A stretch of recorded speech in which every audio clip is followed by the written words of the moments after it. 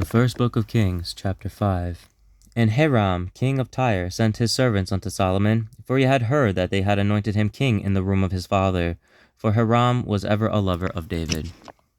And Solomon sent to Hiram, saying, Thou knowest how that David my father could not build an house unto the name of the Lord his God, for the wars which were about him on every side, until the Lord put them under the soles of his feet. But now the Lord my God hath given me rest on every side, so that there is neither adversary nor evil occurrent. And behold, I purpose to build an house unto the name of the Lord my God, as the Lord spake unto David my father, saying, Thy son, whom I will set upon thy throne in thy room, he shall build an house unto my name. Now therefore command thou that they hew me cedar trees out of Lebanon. And my servants shall be with thy servants, and unto thee will I give hire for thy servants according to all that thou shalt appoint.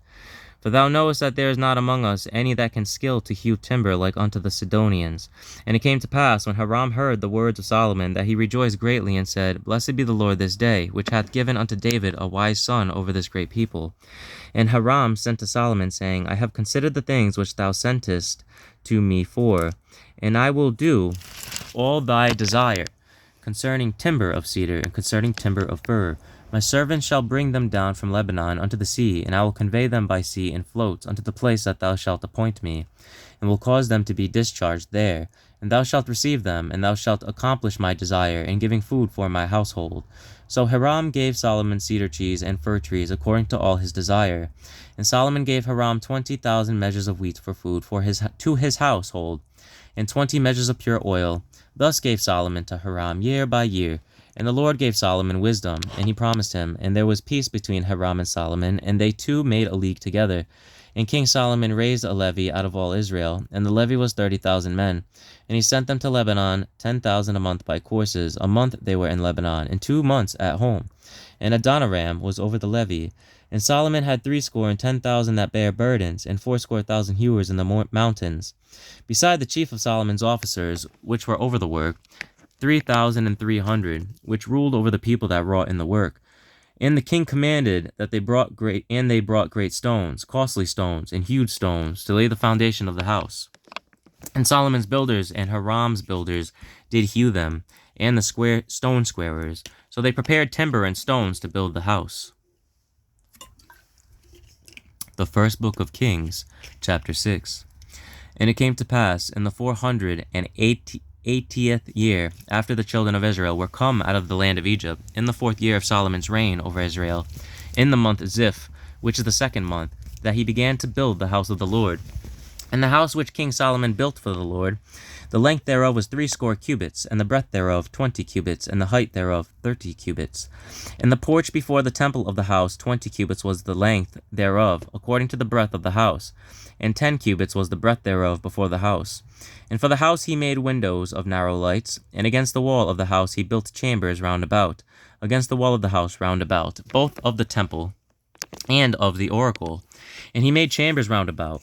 The nethermost chamber was 5 cubits broad, and the middle was 6 cubits broad, and the third was 7 cubits broad.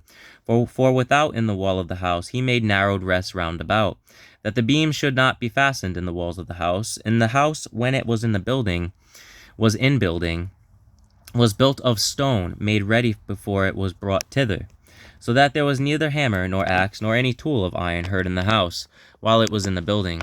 The door for the middle chamber was in the right side of the house, and they went up with winding stairs into the middle chamber, and out of the middle into the third. So he built the house and finished it, and covered the house with beams and boards of cedar. And then he built chambers against all the house, 5 cubits high, and they rested on the house with timber of cedar. And the word of the Lord came to Solomon, saying, Concerning this house which thou art in building, if thou wilt walk in my statutes, and execute my judgments, and keep all my commandments to walk in them, then will I perform my word with thee, which I spake unto David thy father. And I will dwell among the children of Israel, and will not forsake my people Israel. So Solomon built the house and finished it. And he built the walls of the house within the boards of cedar, both the floor of the house and the walls of the ceiling. And he covered them on the inside with wood, and covered the floor of the house with planks of fir. And he built 20 cubits on the sides of the house, both the floor and the walls with boards of cedar. He even built them for it within, even for the oracle, even for the most holy place. And the house, that is, the temple before it, was 40 cubits long. And the cedar of the house, which was within, was carved with knops and open flowers. All was cedar. There was no stone seen. In the oracle he prepared in the house within to set there the ark of the covenant of the Lord. In the oracle in the forepart was 20 cubits in length, and 20 cubits in breadth, and 20 cubits in the height thereof. And he overlaid it with pure gold, and so covered the altar which was of cedar. So Solomon overlaid the house within with pure gold, and he made a partition by the chains of gold before the oracle, and he overlaid it with gold. And the whole house he overlaid with gold, until he had finished all the house. Also the whole altar that was by the oracle he overlaid with gold. And within the oracle he made 2 cherubims of olive tree, each 10 cubits high. And 5 cubits was the one wing of the cherubim, and 5 cubits the other wing of the cherub.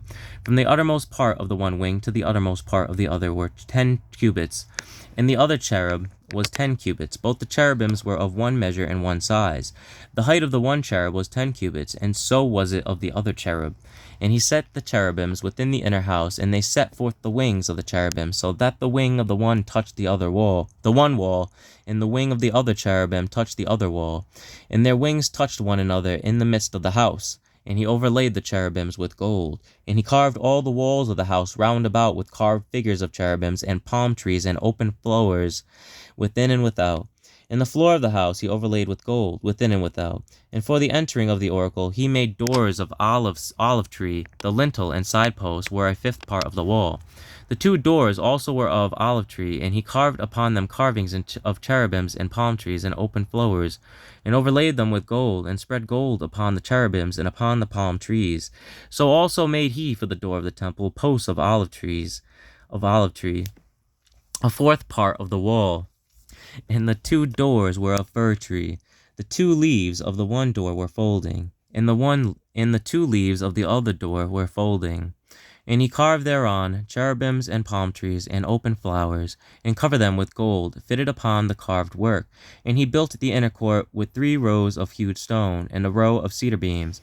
In the 4th year was the foundation of the house of the Lord laid, in the month Ziph.